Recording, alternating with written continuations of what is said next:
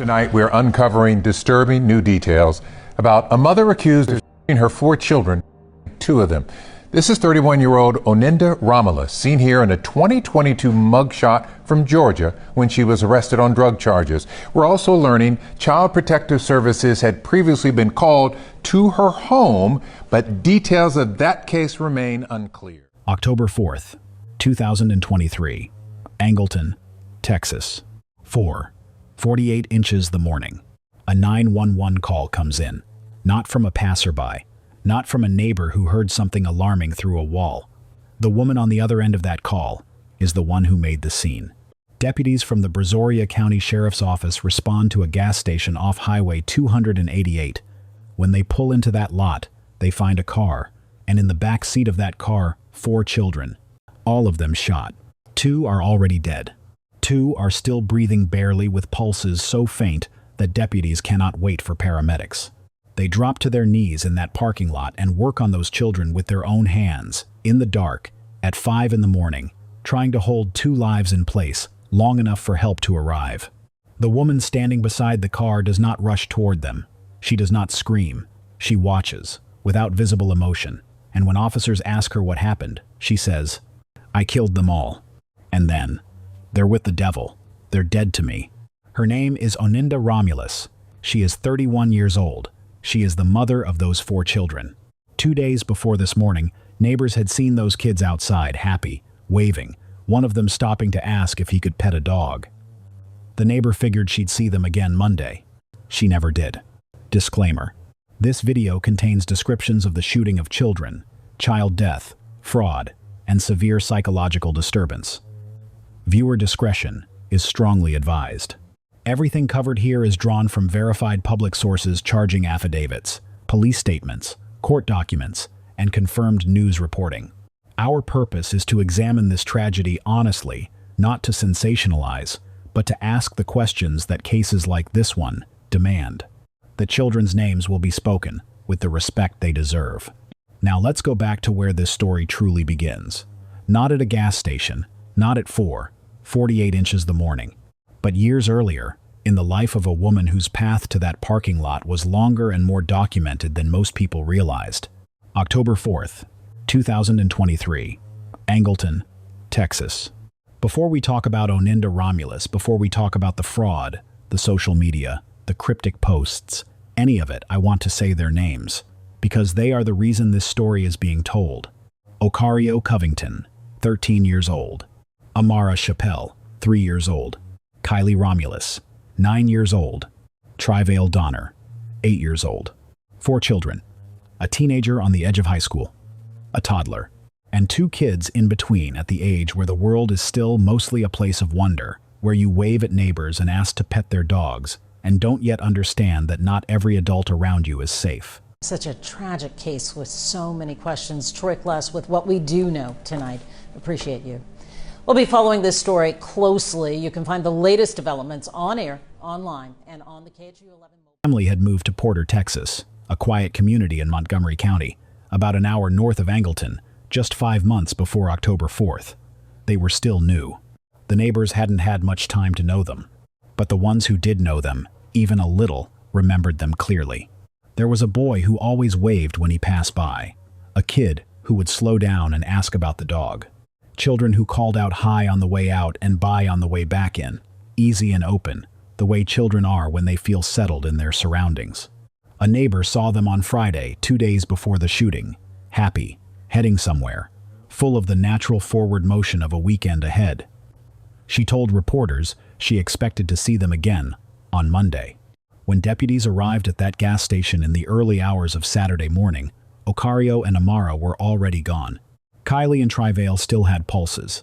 Deputies worked on them immediately right there in the parking lot, without waiting. Both children were airlifted to a hospital. Both were treated for critical gunshot wounds. Both survived. They are alive. They lost their brother and their baby sister. And the person who took Ocario and Amara from them was the only person who was supposed to make sure they were always safe. Oninda Romulus was 31 years old on the morning of October 4th, 2023. Originally born in Haiti, she had moved to the United States and spent a number of years in Georgia before eventually relocating her family to Texas in May 2023, just 5 months before that morning at the gas station. She was a mother of 5, the 4 children in the car, and a 5th, who was not present at the scene. Locating that child became an immediate priority for investigators once the full scope of what had happened became clear. On social media, Oninda presented herself with energy and attitude. She was vocal, confident, unapologetic. She talked about her grind, about knowing who she was, about not letting anyone enter her world and diminish what she was building. She projected the image of a woman in motion, someone who had a plan, who was executing it, and who had no interest in people who couldn't keep up. She had worked various jobs across the years: catering, fast food, package handling. She had also tried her hand at rap, recording and performing for a period before her personal life became too chaotic to sustain it. And she had built a side business as a tax preparer, a business that appeared legitimate from the outside, and that she used to project an image of financial success online. That business, investigators would later discover, was not what it appeared. But before we get to what they found in her home, before we get to October 4th, we need to go back further, because Oninda Romulus did not arrive at that gas station as a stranger to chaos. Her patterns had been documented, publicly, years before anyone connected her name to a crime scene. Several years before October 4th, 2023, Oninda Romulus appeared on a nationally televised paternity court program. The case involved her son Ocario and the question of who his father was. What played out on that courtroom stage was not a simple DNA dispute. It was a detailed, public demonstration of how Oninda operated when she needed to manage multiple people simultaneously. She had been in a relationship with a man named Dwayne Seymour for 4 years. He had proposed to her using his mother's ring, a gesture that spoke to how seriously he had invested in their future together. When Oninda became pregnant, she told Dwayne the child was his. He showed up to appointments. He prepared. He emotionally committed to fatherhood. At the same time, she was also telling another man, a mutual friend she identified as Jeremy Covington, that he might be the father too. She encouraged Jeremy to buy supplies for the baby. She let him spend extended time caring for the child. When the baby arrived, Jeremy was at that hospital, with his family, welcoming what he believed was his son into the world. On the birth certificate, Jeremy's name. In the courtroom, with both men present and a judge watching, the DNA results came back. Dwayne was not the father. Jeremy, despite 2 years of raising the boy, despite being at the hospital, despite being listed on the birth certificate, was not the father either. There had been a third man, a man Oninda had never once mentioned during the entire proceeding.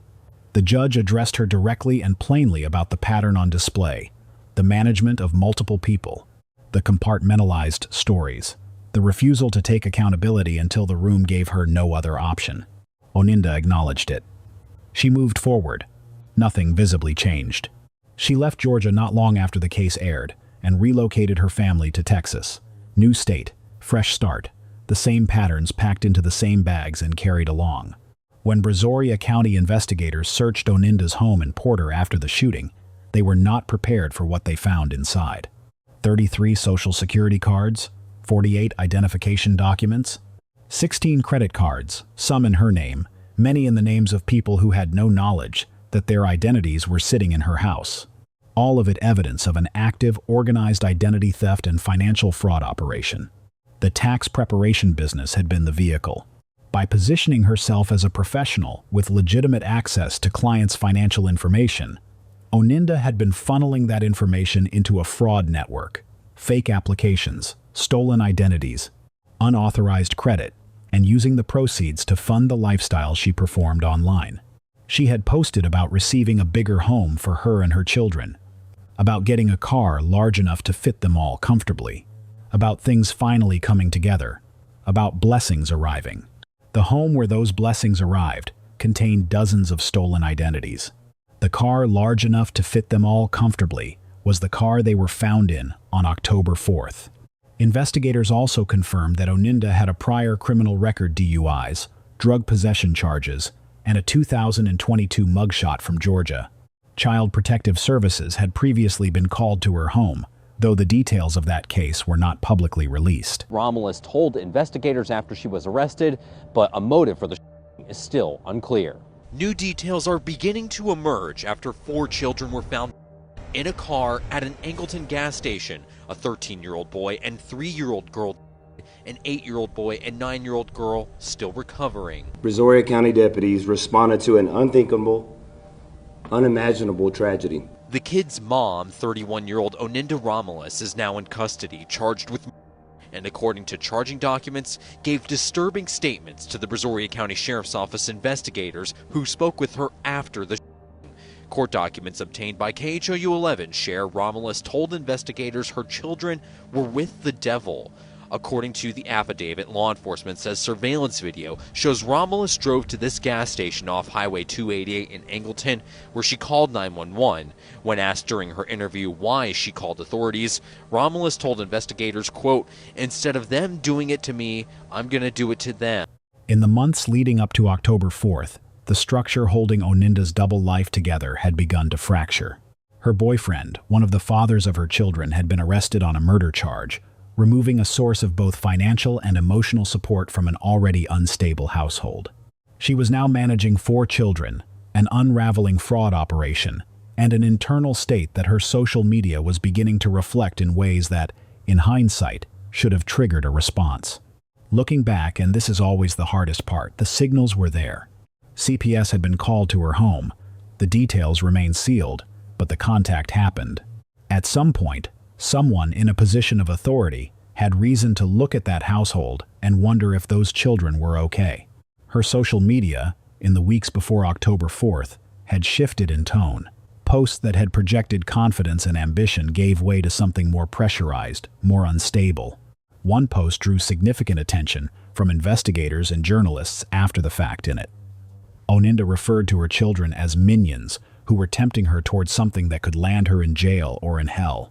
People who saw that post at the time may have read it as frustrated venting, the kind of dark humor that exhausted parents reach for when they've hit a wall. Hyperbole, blowing off steam. After October 4th, it read like a declaration that had been sitting in plain sight. Oninda's statements after her arrest added another layer of disturbing complexity. When investigators asked why she had called 911 herself, she told them that instead of them doing it to her, she had decided to do it to them first. When pressed on what she meant, who she believed was threatening her, what she thought her children were going to do, the answers did not map onto any coherent reality. Investigators and the court system were left with a question that remains unresolved. Was Oninda Romulus experiencing a genuine psychotic break, a complete disconnection from what was real? Or was this the endpoint of a pattern of behavior that had been building and escalating for years? The question of her competency to stand trial was raised immediately. If convicted, she faces the possibility of the death penalty. Both possibilities are devastating in different ways. Both lead back to the same unanswered question. At what point in the months before October 4th could someone, a caseworker, a neighbor, a family member, a platform moderator have looked at what was visible and made a different choice about what to do with it? We do not know what happened inside that car before it reached the gas station off Highway 288. We do not know what Ocario, Amara, Kylie, and Trevale experienced in those final moments. We do not know what was said. We do not know whether any of them understood what was coming. The investigation has not and may never answer those questions completely. What we know is that all 4 children were shot inside that vehicle. What we know is that at 4:48 a.m., on October 4th, 2023, Oninda Romulus drove to that gas station and placed a call to 911. What we know is that when Brazoria County Sheriff's deputies arrived, Ocario Covington, 13 years old, and Amara Chappelle, 3 years old, were already dead in the back seat. What we know is that Kylie and Trevale still had faint pulses, and that the deputies who arrived did not hesitate. They performed emergency life-saving measures on both children in the parking lot of that gas station, in the dark, until paramedics could take over and get them airlifted to a hospital. What we know is that when asked what had happened, Oninda told the officers she had killed them all. And when asked why she had called 911, she told them that instead of them doing it to her, She had done it to them first. Oninda Romulus was arrested at the scene. Bond was set at $14 million, 2 counts of capital murder, 2 counts of aggravated assault with a deadly weapon. Surveillance footage from the gas station confirmed the timeline. She had made the call herself. She had stood beside that car and waited for them to arrive. Brazoria County Sheriff Eric Doolittle addressed the public in the days that followed. He confirmed the charges. He acknowledged what his deputies had encountered that morning. He did not have language adequate to the situation, because there is none. Oninda's father, reached by phone from his home in Georgia, told reporters he was trying to understand. He said his daughter had always taken care of her children. He was searching for something that made sense, the way people who love someone always search, even when the facts in front of them resist sense entirely.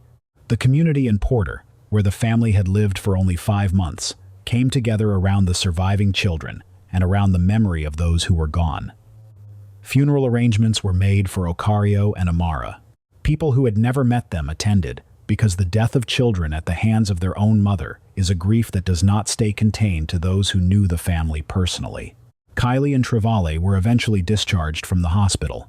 Both cooperated with investigators. Both were placed with family members. They are alive. They are growing up in the shadow of something no child should survive. The people around them are doing the best they can, with a weight that should never have been placed on 2 children. I want to be careful here because cases involving mothers who harm their children carry a particular kind of complexity that deserves honesty rather than simplification. Oninda Romulus is not a sympathetic figure based on the record of her behavior across the years leading up to October 4th. The deception in the paternity case, the fraud operation, running out of a home where her children lived, the social media post that named her children as a threat to her freedom.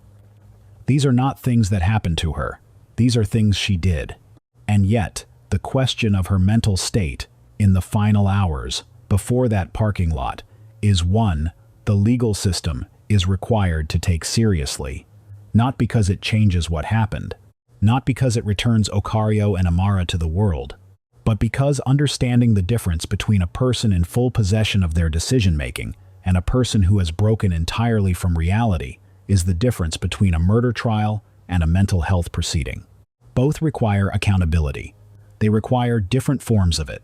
What is not complicated, what is entirely clear is this. CPS had been called to that home. A social media post had described her children as a temptation toward crime or hell. A boyfriend had been arrested for murder, leaving her alone and unraveling. A fraud operation was collapsing. At some point along that chain, there was a moment where different information, in the hands of the right person, might have led to a different outcome for 4 children who had done nothing except exist in the wrong household. Ocario was 13, Amara was 3. They did not get to choose their circumstances. They did not get to decide who raised them or what was happening inside the house they lived in. They deserved someone to look more carefully, sooner, at what the visible signs were pointing toward. They deserve to grow up. If you've stayed through this entire story, thank you. I know it is not easy to sit inside. None of these are. But these stories matter precisely because they are difficult. Because the children at the center of them deserve to be more than a headline that fades after a week. Say their names. Ocario, Amara, Kylie, Trevale. If this case raised a concern for you about a child nearby, a family you've noticed, something that hasn't sat right, trust that instinct. The children, in cases like this one, needed someone to act on that instinct before the worst happened. The Child Help National Child Abuse Hotline is available around the clock. 1-800-422-4453. That number is in the description below. Subscribe for more stories told with the depth and the honesty they deserve. And in the comments, I want to hear from you. What do you think the system missed? What would it actually take to protect children who are in danger inside their own homes? Stay safe, stay paying attention,